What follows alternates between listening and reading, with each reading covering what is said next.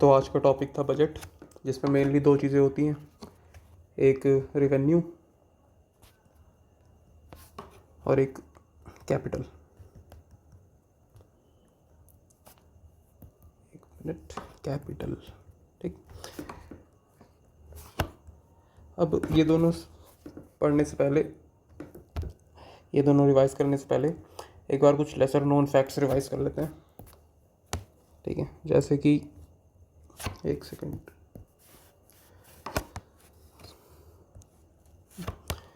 जैसे कि बजट का मेंशन किस में है, तो आर्टिकल 112 में।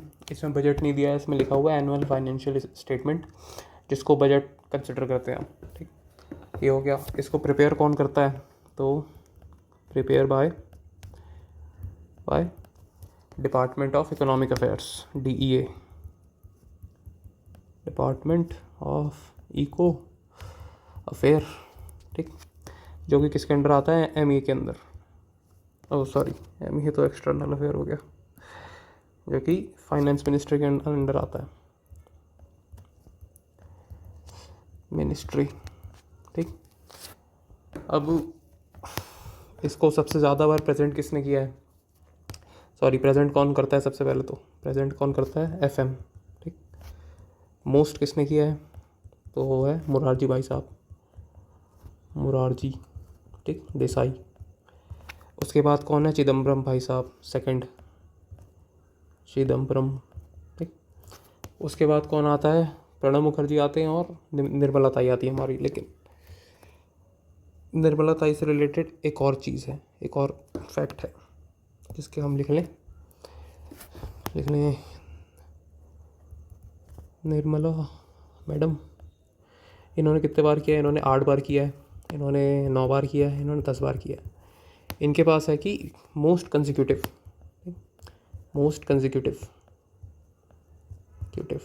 सबसे ज़्यादा बार लगातार बजट प्रेजेंट करने का रिकॉर्ड है मैडम जी के पास। और उन्हीं के साथ इक्वल में है प्रणब मुखर्जी। अब तो उनका लिखने की ज़रूरत नहीं है, क्योंकि ये तो ऑलरेडी क्रॉस कर जाएंगी। ठीक, ये हो गया, ये 3 चीज़ें हो गई। और एक और चीज़ है कि 1921 में, गलत लिखा गया, गलत जगह, 1921 में एकवर्थ कमेटी बनी थी। 1921 एकवर्थ कमेटी। ठीक, इसने क्या किया था, इसने जनरल और रेलवे बजट को अलग कर दिया था, बजट सेपरेट। लेकिन फिर क्या हुआ कि लगभग 100 साल तक ही सिलसिला चला। फिर हमारे भाई साहब आए, विवेक देव रॉय। ठीक, 2016 में कमेटी बनी, विवेक देव रॉय कमेटी।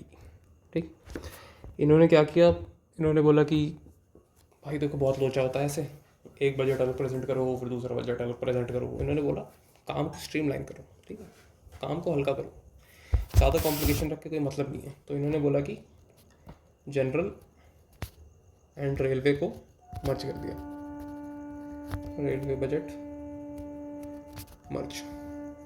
ठीक, ये हो गया।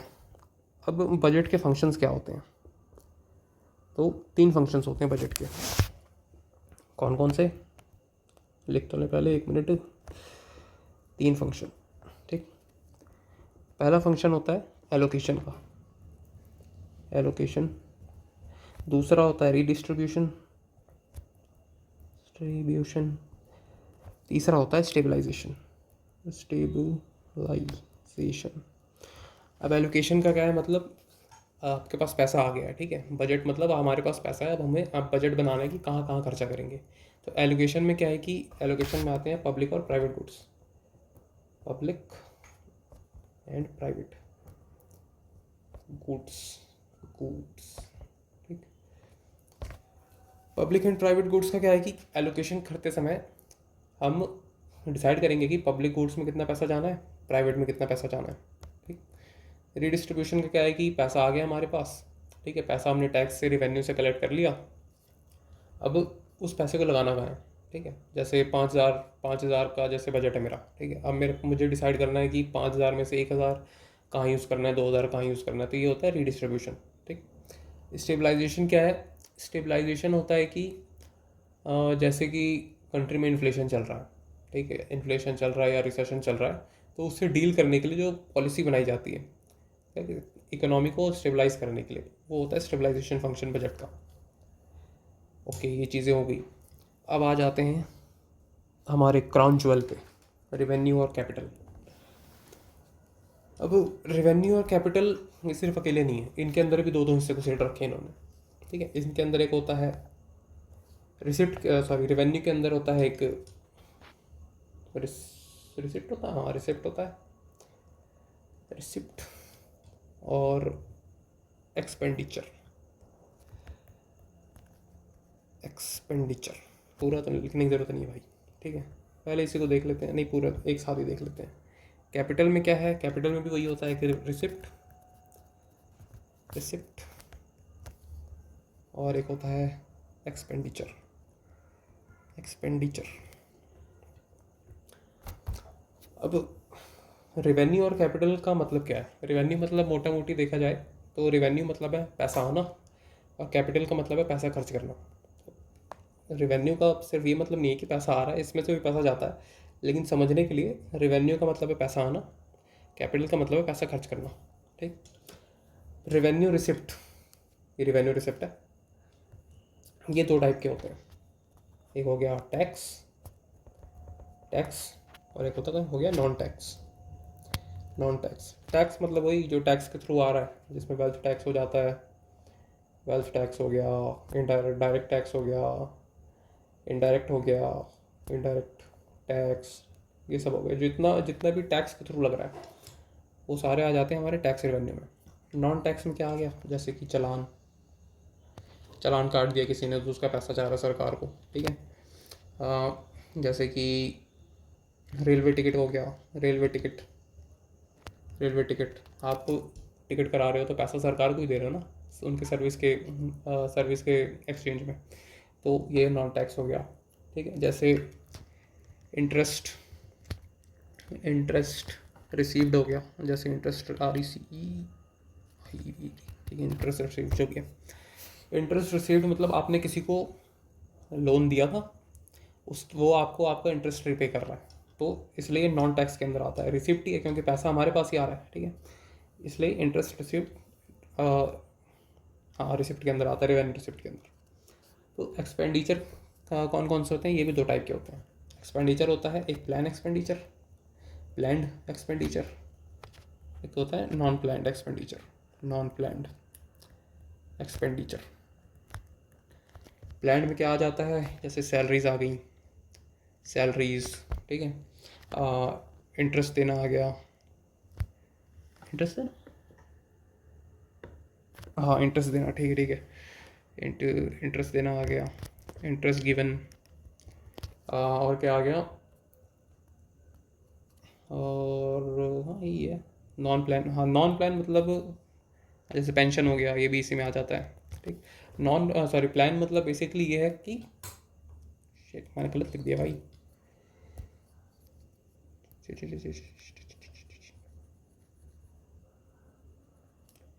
हाँ जी, तो प्लान का मतलब ये है कि जहाँ पे पैसा खर्चा करने के लिए हमें प्लान करना पड़े, जैसे कि ग्रांट्स हो गए, ठीक, सब्सिडी हो गई, सब्सिडी, ठीक, और जैसे कि स्पेशल कोई पर्पज़ हो गया, जैसे गवर्नमेंट कोई इनिशिएटिव लॉन्च कर रही है, ठीक है, जैसे कि मुद्रा लोन हो गया फॉर एग्जांपल, तो वो सब प्लान के अंदर आ जाते हैं, मतलब जिसके लिए हमें बैठ के प्लान करना पड़े कि हमें पैसा कहाँ कहाँ खर्चा करना है। नॉन प्लान में क्या आ जाता है? तो नॉन प्लान में वही जो पहले लिखा था मैं, जैसे कि salary, salary, pension government employees की, और interest, interest given, interest given, interest given मतलब जहाँ पे हमने जिन कंट्रीज से हमने जिन कंट्रीज से हमने लोन लिया है उन्हें हमें पैसा भी तो वापस करना है ना, तो हम इंटरेस्ट में वापस करते हैं, तो जो हम इंटरेस्ट देते हैं वो आता है रेवेन्यू एक्सपेंडिचर के अंदर।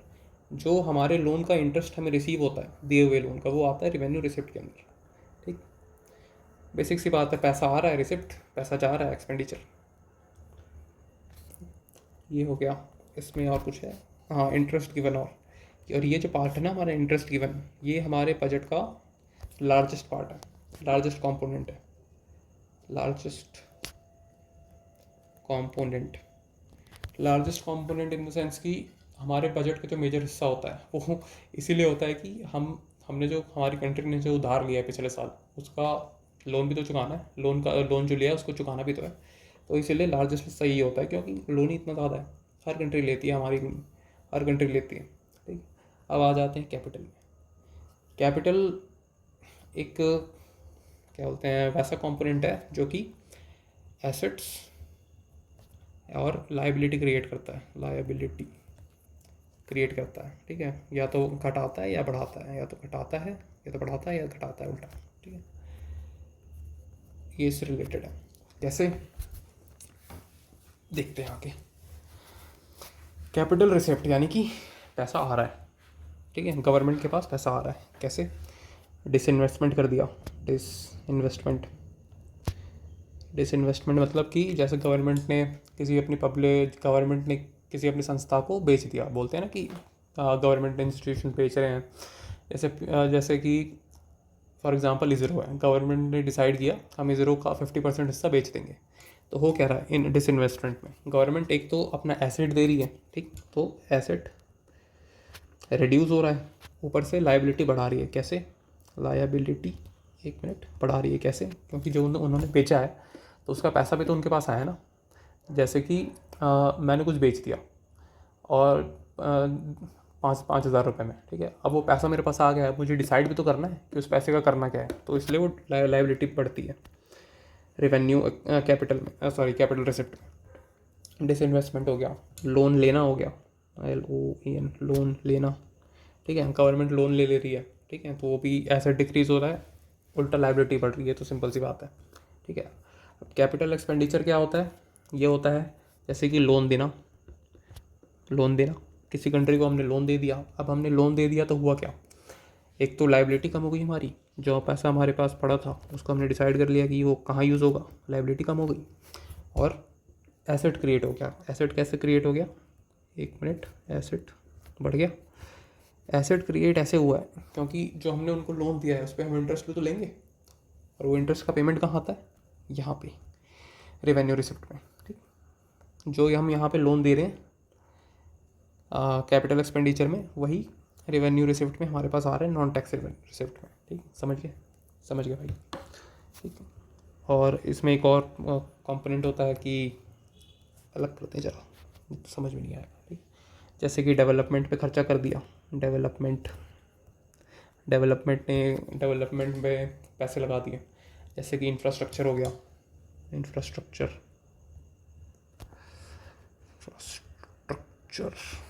इंफ्रास्ट्रक्चर में पैसा लगा दिया। अब इंफ्रास्ट्रक्चर में पैसा लगाने से एसेट ही तो क्रिएट हो रहा है हमारा, ठीक है, और लायबिलिटी भी कम हो रही है, क्योंकि जो पैसा पड़ा था हमने उसका डिसाइड कर लिया करना क्या है। ठीक है, तो मोटा मोटी ये था कि रिवेन्यू और कैपिटल होता क्या है, बजट का पार्ट। अब आ जाते हैं टैक्स पे। टैक्स भाई साहब, टैक्स होते हैं दो टाइप के, एक होता है डायरेक्ट, एक होता है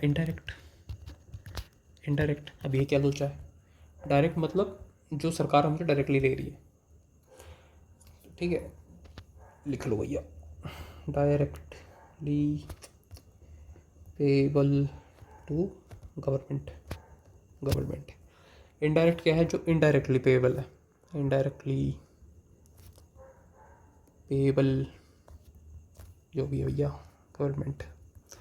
ठीक, अब होता क्या है कि यह है, इसको हम किसी और पे पास ऑन नहीं कर सकते, मतलब ये हमारी रिस्पॉन्सिबिलिटी है गवर्नमेंट को टैक्स देना। जैसे कि इनकम टैक्स हो गया, ठीक है, अब इनकम टैक्स में क्या है, हमें पैसा मिला, अब हमें ITR भरना होता है हर साल, तो ITR भरना किसकी रिस्पॉन्सिबिलिटी है, हमारी। ठीक, ये हो गया, और इनकम टैक्स हो गया, और वेल्थ टैक्स हो गया, वेल्थ टैक्स हो जाता है, और कौन कौन से हो जाते हैं, कॉरपोरेट टैक्स हो गया, कॉरपोरेट टैक्स, और गिफ्ट टैक्स हो गया, गिफ्ट टैक्स। अब वेल्थ टैक्स और गिफ्ट टैक्स को ही बोलते हैं, गलत जगह लिख दिया अभी ये, वेल्थ टैक्स और गिफ्ट टैक्स को बोलते हैं हम क्या, पेपर टैक्स। पेपर टैक्स, क्योंकि ये टेंजिबल नहीं होता ना, ऐसा मुझे लगता है। अब मेरे समझ में तो यही आया है कि वेल्थ टैक्स वो होता है कि जैसे मेरे पास 10 करोड़ रुपए है और फॉर एग्ज़ाम्पल इनकम टैक्स लगने की लास्ट लिमिट है 1 करोड़ रुपए, 1 करोड़ रुपए, ठीक है। तो एक से जो 10 करोड़ रुपए तक जो मेरे पास एक्स्ट्रा वेल्थ है ना, उसके ऊपर भी एक टैक्स लगेगा, तो वो पेपर टैक्स है। अब वो मेरे हाथ में तो है नहीं, ठीक है, वो मैंने कहीं कहीं इन्वेस्ट करके रखा है, तो इसलिए वो पेपर पे है, वो पेपर टैक्स। और गिफ्ट टैक्स क्या होता है कि किसी ने हमें पैसे भेज दिए, ठीक है, जैसे मेरा भाई फॉर एग्जांपल अमेरिका रहता है, उसने मुझे पैसा भेज दिया कि ये ले भाई $200, तो वो जो $200 मुझे रिसीव हुआ है, अगर वो गवर्नमेंट की क्या बोलते हैं पे स्लैब के ऊपर है, मतलब गवर्नमेंट ने जो स्लैब डिसाइड कर रखा है उसके ऊपर है, तो उसके ऊपर भी मुझे टैक्स देना पड़ेगा, तो वही है पेपर टैक्स। और क्या होता है, पिगोवियन टैक्स होता है एक, पिगोवियन टैक्स। पिगोवियन टैक्स क्या होता है कि ये वो होता है, क्या बोलते हैं, नेगेटिव एक्सटर्नैलिटीज़ को कम करने का रास्ता होता है। नेगेटिव एक्सटर्नैलिटीज़ मतलब कि जैसे मैं कोई फैक्ट्री खोल के बैठा हूँ, ठीक है, और इस फैक्ट्री से पॉल्यूशन हो रहा है, बेतहाशा पॉल्यूशन, ठीक है, कभी कार्बन डाइऑक्साइड, कार्बन मोनोऑक्साइड सब रिलीज़ हो रहे हैं उसमें से। तो गवर्नमेंट क्या करेगी कि मैं जो काम कर रहा हूँ उससे नेगेटिव एक्सटर्नैलिटी हो रही है, कैसे, एनवायरनमेंट को नुकसान हो रहा है, तो गवर्नमेंट मेरे ऊपर पिगोवियन टैक्स लगाएगी कि आप जो इन्वायरमेंट को नुकसान पहुँचा रहे हो उसका हर्जाना भी तो करोगे, तो वो पिगोवियन टैक्स के रूप में लगता है। पिगोवियन टैक्स हो गया, एक हो गया सरचार्ज। सरचार्ज हो गया, सरचार्ज मतलब ये होता है कि टैक्स ऑन रिच, ठीक है, ये हमने उसमें भी पढ़ा था आज के सुबह सुबह वाले लेक्चर में, आई थिंक किसमें पढ़ा था, मौर्यन में, हाँ मौर्य में, मौर्यन डायनेस्टी में। तो सरचार्ज होता है कि वही जो अभी बेसिकली मैं बताया वेल्थ टैक्स वाला, ठीक है, ज़्यादा ही पैसा है, ठीक है, वो तो उसके ऊपर पैसा लगा है, ठीक है। और एक हो गया सेस। सेस हो गया, सेस। सेस क्या होता है कि ये होता है कि ये सबके ऊपर लागू होता है, ठीक है, जैसे कि हम लोन ले रहे हैं, तब लोन के ऊपर जो कुछ इंटरेस्ट लग रहा है, तो मेरे ऊपर भी बराबर लग रहा है, अंबानी के ऊपर भी बराबर लग रहा है, तो ये हो गया सेस, सेस टैक्स। इसमें क्या बोलते हैं, इसमें सेंटर सारा का सारा पैसा रखती है, centre keeps the money, keeps the money, money. और इसमें भी सरचार्ज का भी सेम है, ये इसमें भी सेंटर पैसा रखती है सारा का सारा। ये हो गया, इसमें कुछ छूटा तो नहीं, ठीक है। इनडायरेक्ट टैक्स हो गया ये, सॉरी डायरेक्ट टैक्स हो गया ये। अब आ जाते हैं इनडायरेक्ट पे। इनडायरेक्ट टैक्स क्या है, जो कि हम डायरेक्ट सरकार को नहीं दे रहे, हम किसी और के थ्रू इसको सरकार को दे रहे हैं, ठीक है, लिख दिया इनडायरेक्टली पेबल, ठीक है। जैसे कि जीएसटी हो गया, ठीक, जीएसटी क्या हो रहा है, जैसे कि हम दुकान से कुछ सामान खरीदते हैं, अब जैसे 2,000 रुपये का सामान खरीदा, उसमें 18% जीएसटी है, तो वो हम दुकान वाले को दे रहे हैं। अब दुकान वाला क्या करेगा, वो जो 18% जो हमने उसको दिया है टैक्स के रूप में, वो सरकार को पे करेगा, तो ये होता है इनडायरेक्ट टैक्स देना। जीएसटी हो गया, एक्साइज ड्यूटी हो गया, excise duty, custom duty, custom duty, ठीक है। ये क्या होता है, ये होता है proportional and regressive in nature, proportional and regressive. कैसे कि अगर मैं कोई कार खरीद रहा हूँ, ठीक है, तो मैं भी उस कार पे उतने ही पैसे दूंगा, मैं भी उस कार पे उतना ही टैक्स दूंगा जितना अंबानी उस कार पे टैक्स देगा, तो इसलिए वो रिग्रेसिव है। और ये होता है डायरेक्ट टैक्स जो होती है, ये प्रोग्रेसिव होता है, प्रोग्रेसिव इन नेचर। प्रोग्रेसिव कैसे, जैसे मैं 5 लाख कमा रहा हूँ तो मैं एक सर्टेन अमाउंट ऑफ टैक्स दूंगा, कोई 20 लाख कमा रहा है तो वो एक सर्टेन अमाउंट ऑफ टैक्स देगा, मतलब सबके क्या बोलते हैं, फाइनेंशियल कंडीशन के हिसाब से डिसाइडेड है कि कौन कितना पैसा खर्चा, कौन कितना पैसा देगा गवर्नमेंट को, इसलिए ये प्रोग्रेसिव होता है। और कुछ तो नहीं बचा इसमें, नहीं ये तो हो गया, डायरेक्ट इनडायरेक्ट हो गया। और कोई टैक्स है, हाँ इसमें टीडीएस भी लिख लो, टीडीएस भी, टैक्स डिडक्टेड एट सोर्स, ये भी इनडायरेक्ट टैक्स होता है। इसमें हाँ, इसमें एक और चीज़ होती है, क्या बोलते हैं, securities transaction tax, securities transaction tax, यानी कि अगर मैं जैसे कि स्टॉक्स में पैसा लगा रहा हूँ, तो मुझे उससे जितना फ़ायदा हुआ है उसमें भी टैक्स लगता है आजकल, प्रॉफिट के ऊपर थोड़ा सा टैक्स इतना लगता है। अब आ जाते हैं, ये सब तो हो गया, अब एक चीज़ रह गया, डेफिसिट्स, थोड़ा पूरा हो गया, डेफिसिट्स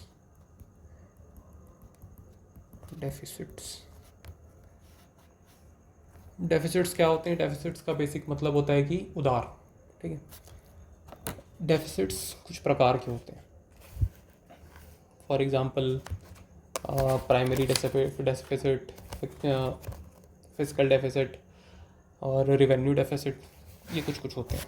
पहले लिख लेते हैं फिजिकल, फिर आ गया रिवेन्यू, फिर आ गया प्राइमरी,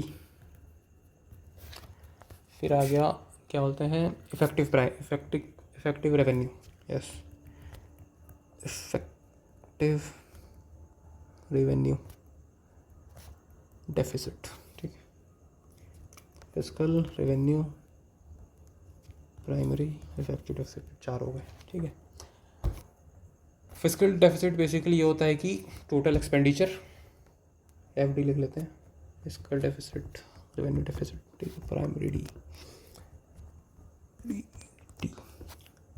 ये होता है कि total expenditure minus total revenue, ठीक है। ये इसमें होता है एक्सक्लूडिंग बोरोइंग्स, रेवेन्यू में एक्सक्लूडिंग बोरोइंग्स लिख लेना, एक्सक्लूडिंग बोरोइंग्स। एक्सक्लूडिंग बोरोइंग्स मतलब कि, एक सेकेंड, हाँ, फिजिकल डेफिसिट मतलब जो बेसिक हमारा उधार कितना है, ठीक है, जितना हमने पैसा खर्चा किया है और जितना हमारे पास पैसा आया है उसका जो डिफरेंस है वो होता है हमारा फिजिकल डेफिसिट। अब उसमें एक्सक्लूडिंग बोरोइंग्स क्यों है? क्योंकि जो हम फिजिकल डेफिसिट निकालते हैं वो पिछले साल का निकालते हैं, ठीक।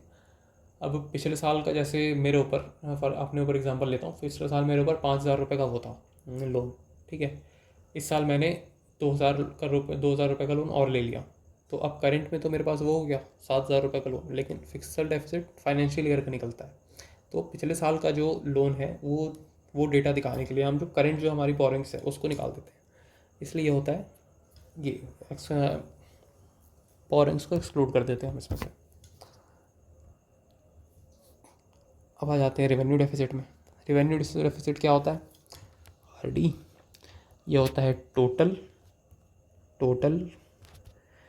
Revenue expenditure minus total revenue receipt. इसका बेसिकली मतलब क्या होता है हिंदी में कि शॉर्ट टर्म का घाटा, ठीक है। जैसे कि गवर्नमेंट की खुद की अर्निंग जो है वो सफिशिएंट नहीं है डे टू डे ऑपरेशंस को मीट करने के लिए, ठीक। ये होता है रेवेन्यू डेफिसिट, मतलब रेवेन्यू कम है बेसिकली हमारे पास, रेवेन्यू कलेक्ट नहीं हो पा रहा है पूरा, ठीक है। अब नाम में ही रेवेन्यू है इसलिए पहले रेवेन्यू आ रहा है इसमें, ठीक है। नाम में रेवेन्यू, पहले रेवेन्यू, एक्सपेंडिचर पहले, रिसिप्ट पहले, एक्सपेंडिचर क्या, पैसा खर्चा करना, रिसिप्ट मतलब पैसा आना, सीधी सी बात है। प्राइमरी डेफिसिट क्या होता है?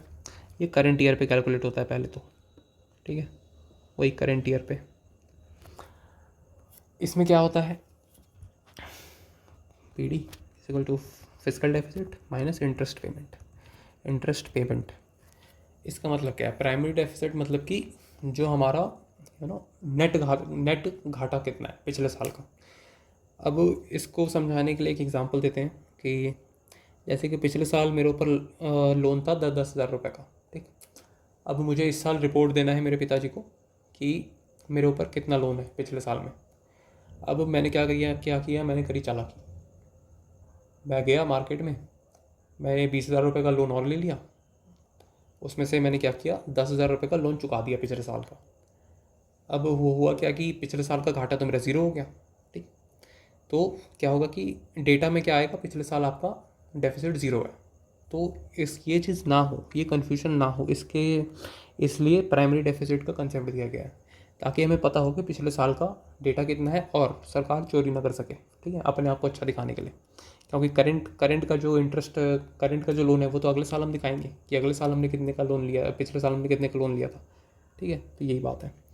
अब इफेक्टिव रेवेन्यू डेफिसिट क्या है? जब इतनी सारी चीज़ें थीं तो एक हमारे रंगराजन भाई साहब थे, उन्होंने बोला ऐसे कैसे भाई, थोड़ा और कॉम्प्लिकेट करो। तो ये दिया था रंगराजन कमेटी ने, कमिटी। ऑलराइट, रंग राजनी कौन सी ईयर में था? 2011-12 में था, ठीक है, 2011 या 12 में ऐसे कुछ था। ये क्या होता है कि effective revenue deficit is equal to revenue deficit minus क्या था,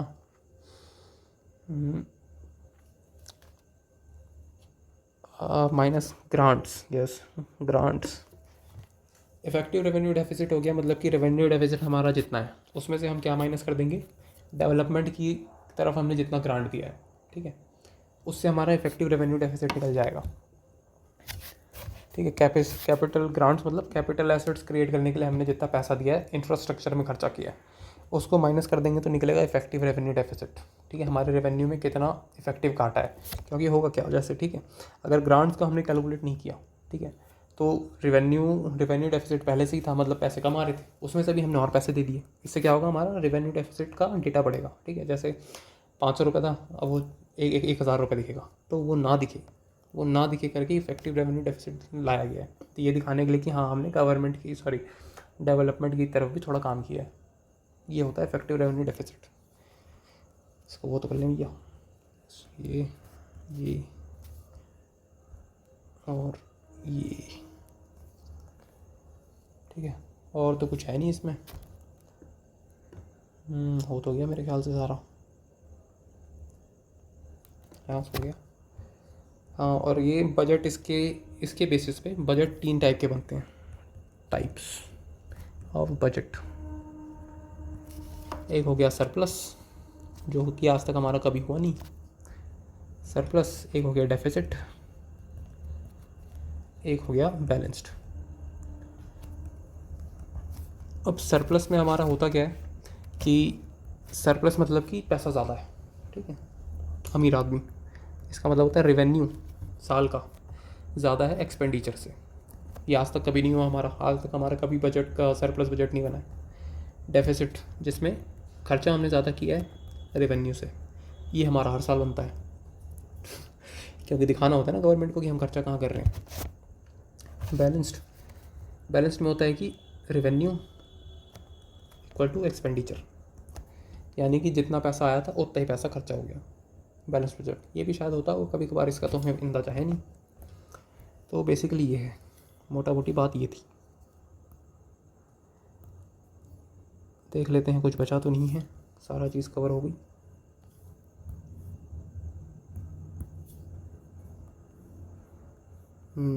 ठीक है, budget, revenue, capital, expenditure, asset create कर रहा है, लाइबिलिटी, ठीक है, लाइबिलिटी क्रिएट करता है, ठीक है, ठीक है, ठीक है भाई, बस इतना ही था। मिलते हैं टुमारो।